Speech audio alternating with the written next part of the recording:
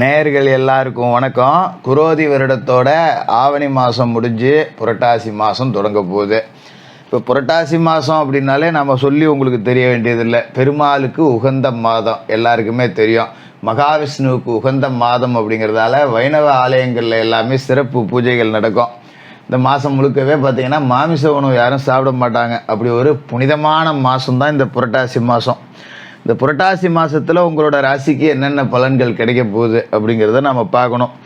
அதுக்கு இந்த மாதத்தோட கிரக நிலைகள் அப்படின்னு பார்த்திங்கன்னா ஏகப்பட்ட மாறுதல்கள் இருக்குது. ஆட்சி, உச்சம், பரிவர்த்தனை, வக்கரம், இப்படி சகல விதமான மாற்றங்களும் இந்த மாதத்தில் கிரக நிலைகளில் இருக்குது. அதாவது புத்திகாரகன் புதனோட வீடான கன்னி ராசியில் சூரிய பகவான் மாதம் முழுக்க இருக்கார். அதே புதனோட இன்னொரு வீடான மிதுனத்தில் செவ்வாய் இருக்கார். புதன் மாத தொடக்கத்தில் சிம்மராசியில் இருக்கார். 3ஆம் தேதி அன்னைக்கு கன்னி ராசிக்கு போய் ஆட்சியும் அடைகிறாரு, உச்சமும் அடைகிறாரு. 20ஆம் தேதிக்கு மேலே துலா ராசிக்கு போயிடுவார். சுக்கிர பகவான் கன்னி ராசியில் இருக்கார். 3ஆம் தேதி துலா ராசிக்கு போய் தன்னோட சொந்த வீட்டில் ஆட்சி பெற்று உட்கார போகிறார். 28ஆம் தேதி விருச்சிக ராசிக்கு போக போகிறாரு. அதோட குரு பகவான் ரிஷபராசியில் இருந்துட்டு 29ஆம் தேதி வக்கரம் அடைகிறாரு. சனி பகவான் மாதம் முழுக்க கும்பராசியில் வக்கரம். ராகு மீன ராசியிலையும் கேது கன்னி ராசியிலையும் இருக்காங்க. இதுதான் இந்த மாதத்துக்கு உண்டான கிரக நிலைகள் அப்படிங்கிறது. இந்த கிரகங்களோட ஏகப்பட்ட மாறுதல் அப்படிங்கிறது உங்களுக்கு நிறைய நன்மைகளை கொடுக்கக்கூடிய ஒரு அமைப்பாக தான் இருக்குது. அந்த வகையில் வாழ்க்கையில் ரொம்ப கஷ்டப்பட்டு நஷ்டப்பட்டு கடனால் அவமானப்பட்டு பல எதிர்பார்ப்புகளை உங்களுக்கு இந்த நடக்குமா நடக்காதா அப்படிங்கிற ஏக்கத்தோடு இருக்கிற உங்களுக்கு இந்த புரட்டாசி மாதம் என்ன கொடுக்க போகுது அப்படின்னு பார்ப்போம். துளாராசி நேயர்களே, உங்களுக்கு இந்த புரட்டாசி மாதம் எப்படி இருக்குது அப்படின்னு பார்த்தீங்கன்னா இந்த மாதம் ரொம்ப அற்புதமாக இருக்கும். இதை நான் சொல்லும்போது துளாராசிக்காரர்களுக்கு ஒரு சந்தோஷம் இருந்தாலும் கூட கொஞ்சம் லேசாக நம்பிக்கை வராது. அடப்போங்க ஜோசியரை, மாதம் எல்லா ஜோசியரும் இப்படி தான் சொல்கிறீங்க, ஒன்றும் நல்லது நடக்க மாட்டேங்குது அப்படிங்கிற மாதிரி ஒரு விதமான சலிப்பு அப்படிங்கிறது இருக்கும். நம்ம எப்போவுமே நல்லா இருக்குது, சூப்பராக இருப்பீங்க, இந்த மாதம் காசு பணம் வரும் அப்படின்னு முக அலங்காரத்துக்காகவோ இல்லை உங்களோட ஆறுதல் படுத்துறதுக்காகவோ அப்படிலாம் சொல்கிறதில்ல. நல்லா இருக்குன்னா நல்லா இருக்குது, நல்லா இல்லைன்னா கொஞ்சம் கவனமாக இருந்துங்க, சரியில்லை அப்படிங்கிறதையும் நாம் முன்கூட்டியே ஒரு எச்சரிக்கையாக சொல்லிவிடுவோம். ஆனால் இந்த மாதத்தில் நாம் நல்லா இருக்குது அப்படின்னு சொல்கிறோம்னா அதுக்கு காரணம் அப்படிங்கிறது பல இருக்குது. சாதாரணமாக சொல்லிடல. எதுக்காக இதை சொல்கிறேன் அப்படின்னா, மாதம் தொடங்கி 3ஆவது நாள் உங்களோட ராசிக்கு அதிபதியான சுக்கிர பகவான் உங்களோட ராசிக்கே வரார். இத்தனை நாளாக பார்த்தீங்கன்னா அவர் உங்களோட ராசிக்கு 12ஆவது வீட்டில் போய் நீசத்தில் மாட்டிக்கிட்டார். அதனால் ஏகப்பட்ட பிரச்சனை. ராசி அதிபதிக்கு பலம் போயிடுச்சு, நமக்கும் பலம் போயிடுச்சு அப்படிங்கிற மாதிரி. ஆனால் இந்த மாதம் 3ஆம் தேதியே துலா ராசியான உங்களோட ராசிக்கே ஆட்சி பெற்று உட்கார போகிறாரு. இது ஒரு யோகம். குடும்ப முன்னேற்றம் அப்படிங்கிறது ரொம்ப கூடுதலாகவே இருக்கும். குலதெய்வ பிரார்த்தனை அப்படிங்கிறத நிறைவேற்றுவீங்க. இப்போ சாதாரணமாக நம்ம குலதெய்வ கோயிலுக்கு போய் ஒரு பிரார்த்தனை செய்கிறோம் அப்படின்னா நம்மளோட வேண்டுதல் ஏதோ நிறைவேறிடுச்சு அப்படின்னு அர்த்தம். அந்த வகையில் உங்களோட குலதெய்வ கோயிலில் போய் நீங்கள் கடந்த காலகட்டத்தில் என்ன வேண்டுதல் வச்சுருந்தீங்களோ அது இந்த மாதத்தோட முதல் வாரத்திலேயே நிறைவேறிடும். அப்படிங்கிறதால குலதெய்வ பிரார்த்தனை நிச்சயமாக இருக்குது. அதுமாரி ஆடை ஆபரண சேர்க்கை இருக்குது. ஒரு நகை நட்டு வாங்கிறதுக்கெலாம் ஒரு நல்ல நேரம். துணிமணி எடுத்து போடலாம். வேணுங்கிற அளவுக்கு காசு பணம் 10 ரூபா மிச்சம் இருக்கும் செலவு போக. அப்படிங்கிறதால இது ஒரு நல்ல மாதம் அப்படின்னே சேரலாம். அதோட பெண்கள், குறிப்பாக துளாராசி பெண்களுக்கு நிறைய பெருமைகள் உண்டாகக்கூடிய ஒரு நேரம் தான் இந்த புரட்டாசி மாதம் அப்படிங்கிறது. இப்போ பெண்கள் வேலைக்கு போகணும், படித்து முடிச்சுட்டு வீட்லேயே தான் சும்மா உந்திருக்கேன் அப்படின்னு நினச்சா வேலைக்கு போகலாம். இத்தனை நாளாக கணவர் வேலைக்கு போகலான்னா அதெல்லாம் கிடையாது. நம்ம குடும்பத்தில் யாரும் வேலைக்கு போகிற பழக்கம் இல்லை. ஒன்றை வேலைக்கு அனுப்பிச்சிட்டு என்னென்ன சும்மா உட்காந்து வேடிக்கை பார்க்க சொல்கிறியா அப்படின்னு பல வீட்டில் பெண்களை வேலைக்கு அனுப்புறதுல பிரச்சனை இருந்திருக்கும். இப்போ கணவனே கொஞ்சம் மனசு மாறி சரி போ ஒரு வேலைக்கு போகலாம், படிச்சுட்டு சும்மா தானே இருக்க அப்படிங்கிற மாதிரி உங்களை வேலைக்கு அனுப்புறதுக்கு ஒத்துக்குவாங்க. அந்த அளவுக்கு பெண்கள் நினச்சதை சாதிக்கக்கூடிய ஒரு காலகட்டம். மாரி என்ன ஒரு பொருள் வாங்கணுன்னாலும், வீட்டுக்கு ஒரு ஆடம்பர பொருட்கள் வாங்கணுன்னாலும் தாராளமாக வாங்கி போடலாம். அந்தளவுக்கு நன்மைகள் இருக்குது. பெண்கள் சொந்தமாக தொழில் தொடங்கணும் அப்படின்னு நினச்சிங்கன்னா தொழில் தொடங்கலாம். கடந்த காலகட்டத்தில் தொழிலில் துளாராசிக்காரர்களுக்கு ஏதாவது இழப்பீடு ஏற்பட்டிருந்தால் கூட இப்போ பெண்களை கொண்டு போய் தொழில் நிறுவனத்தில் உட்கார வைங்க. நிச்சயமாக கடந்த கால இழப்பீடுகளை நம்ம சரி பண்ணிடலாம். தாயாக இருக்கலாம், தங்கையாக இருக்கலாம், சகோதரியாக இருக்கலாம், மனைவியாக இருக்கலாம். இப்படி பெண்களை நிர்வாகத்தில் கொண்டு போய் சேர்க்கக்கூடிய அத்தனை தொழில்கள் அப்படிங்கிறதும் ரொம்ப அற்புதமான ஒரு வெற்றி அப்படிங்கிறத கொடுக்கும்.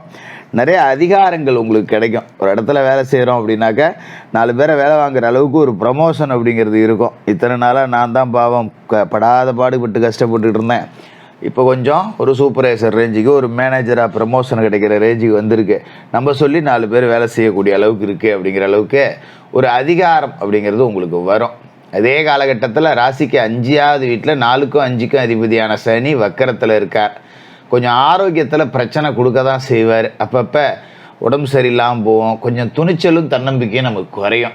அதை நம்ம பெருசாக சட்டை பண்ண வேண்டியதில்லை. ராசி அதிபதி சுக்கிர பகவானுக்கு சனி பகவான் நட்பு கிரகம்தான் அப்படிங்கிறதால ஏதோ ஒரு 500-1000 செலவோட மருத்துவ செலவு முடிஞ்சிடும். பெருசாக அதை போட்டு நம்ம அலட்டிக்க வேண்டியதில்லை. அதே நேரத்தில் கொஞ்சம் உடல் ஆரோக்கியத்தில் கவனமும் செலுத்தணும். உணவு முறைகளில் குறிப்பாக கவனம் செலுத்தணும். வயிறு தொடர்பான பிரச்சனைகள் வரக்கூடிய வாய்ப்பு அப்படிங்கிறது இருக்குங்கிறதால கொஞ்சம் காய்கறி, பழம், கீரைன்னு கொஞ்சம் சாத்வீக உணவு முறைகளுக்கு மாறிக்கணும். பொதுவாகவே புரட்டாசி மாதம் மாமிசம் சாப்பிட மாட்டோம் நாம். அதை ரொம்ப கரெக்டாக கடைப்பிடிச்சிங்க அப்படின்னாலே இந்த மாதத்தில் உணவு வரக்கூடிய பிரச்சனை அப்படிங்கிறது வராது. குறிப்பாக செரிமான கோளாறுகள் வரும். அப்படிங்கிறதால பயணங்களுக்கு, வெளியிடங்களுக்கு போகும்போதெல்லாம் கொஞ்சம் நம்ம நாகரிகம் பார்க்க வேண்டியதில்லை. வீட்டிலேருந்து ஒரு கட்டு சோறை கட்டி எடுத்துகிட்டு போயிடுறது அப்படிங்கிறது நல்லது. இல்லை எங்கேயாவது கண்ட இடத்துல ஹோட்டலில் தின்னுட்டு அது செரிமானம் ஆகாமல் அதுக்கு 2 நாள் ஆஃபீஸை லீவு போட்டுக்கிட்டு ஊசி போட்டுக்கிட்டு கிடக்கணுங்கிறதால கவனமாக இருந்துங்க. அதோட புரட்டாசி 3ஆம் தேதியே கன்னிராசியில் புதன் உச்சமடைகிறார். 9க்கும் 12க்கும் அதிபதியான புதன் உச்சமடைகிறார். அப்படிங்கிறது விரயங்கள் இருக்கும், பயணங்கள் இருக்கும், உத்தியோகத்தில் பதவி உயர்வு அப்படிங்கிறதும் கிடைக்கும். ஏன்னா 12க்கு அதிபதி 12லேயே உட்கார்றார் அப்படிங்கிறது ஒரு வகையில் நல்லது தான். சில பேர் குடும்பத்தை விட்டு வெளியூருக்கு பிரிஞ்சு போக வேண்டிய சூழல் அப்படிங்கிறது வரும். பணியிட சூழல் காரணமாக குடும்பத்தோடு வேலை பார்த்துக்கிட்டு இருந்திருப்போம், எங்கேயாவது வெளியூரில் ஒரு டிரான்ஸ்ஃபர் போட்டுருவாங்க. கவலைப்பட வேண்டியதில்லை. நம்ம டிரான்ஸ்ஃபர் போட்டால் கூட 10 ரூபா சம்பள உயர்வு, பதவி உயர்வோடு தான் அந்த டிரான்ஸ்ஃபர் வரும். அப்படிங்கிறதால அதை பற்றி கவலைப்பட வேண்டியதில்லை. கொஞ்சம் காலகட்டம் பிரிஞ்சிருந்தால் கூட அது ஒரு வகையில் தோஷ நிவர்த்தி அப்படிங்கிறது தான். சில பேருக்கு வெளிநாடு போகக்கூடிய வாய்ப்பு அப்படிங்கிறது இருக்குது. ரொம்ப காலகட்டமாக வெளிநாடு போய் வேலை செய்யணும் அப்படின்னு நினச்சவங்களுக்கு இப்போ அழைப்புகள் வரும். அதுமாரி கல்வி கற்கிறதுக்காக சிலர் குடும்பத்தை விட்டு பிரிஞ்சு வெளி மாநிலங்களில் போய் கல்வி கற்கக்கூடிய சூழல் அப்படிங்கிறது கூட வரும். அதுவும் ரொம்ப நல்லா தான் இருக்குது. அதுமாரி புரட்டாசி 20 துளாராசியான உங்களோட ராசிக்கு புதன் ராசி அதிபதி சுக்கிர பகவானோட சேர்ந்துக்கிட்டு புத சுக்கிர யோகம் அப்படிங்கிற ஒரு யோகத்தை உங்களோட சொந்த ராசியிலேயே கொடுக்குறார். இது சகோதர ஒற்றுமை பலப்படக்கூடிய அமைப்பை குறிக்குது. தனவரத்து அப்படிங்கிறது தாராளமாக சேரும்.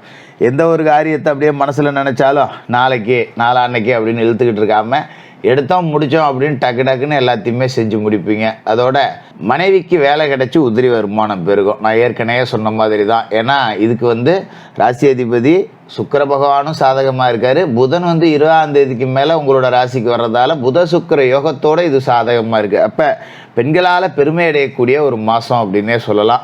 வேறு பொது வாழ்க்கையில் இருக்கிறவங்களுக்கு கொஞ்சம் லேசாக மனக்குழப்பம் அப்படிங்கிறது அதிகமாக தான் இருக்கும். ஏன்னா குரு பகவான் சாதகமற்று இருக்கார் அப்படிங்கிறத நம்ம மறந்துடக்கூடாது. ஆனால் அதை பற்றி நம்ம பெருசாக கவலைப்பட வேண்டியதில்லை. ஏன்னா இந்த மாதத்தோட 29ஆம் தேதி குரு பகவான் ரிஷபராசியில் வக்கரமடைகிறார். அதனால் பெருசாக நாம் அதை பற்றி அலட்டிக்க வேண்டியதில்லை. குரு பகவானால் உண்டாகக்கூடிய சின்ன சின்ன பிரச்சனைகள் அப்படிங்கிறது காலப்போக்கில் மறைஞ்சிரும், கவலைப்பட வேண்டாம். மற்றபடி இந்த மாதம் முழுக்க மாமிச உணவுகள் அப்படிங்கிறத தொடவே கூடாது. அதுமாரி உணவு விஷயத்தில் ரொம்ப கவனமாக இருக்கணும். வெளியிட உணவுகள் அப்படிங்கிறத தவிர்க்கணும். தேவையற்ற பயணங்கள் வேண்டாம். பயணப்பாதை உணவுகளை தவிர்த்துருங்க. சனிக்கிழமையில் பெருமாள் கோவிலுக்கு போய் பெருமாளை வணங்குங்க. வியாழக்கிழமையில் குரு பகவானுக்கு நெய் தீபம் ஏற்றி வணங்குங்க. சனிக்கிழமை மதிய நேரத்தில் ஏழைகளுக்கு அன்னதானம் அப்படிங்கிறத செஞ்சுட்டு வாங்க. இந்த புரட்டாசி மாதம் உங்களுக்கு நிறைய நன்மைகள் மட்டும் இல்லாமல் பெருமைகளையும் கொண்டு சேர்க்கக்கூடிய மாதமாக இருக்கும். துளாராசிக்காரர்களுக்கு வாழ்த்துக்கள்.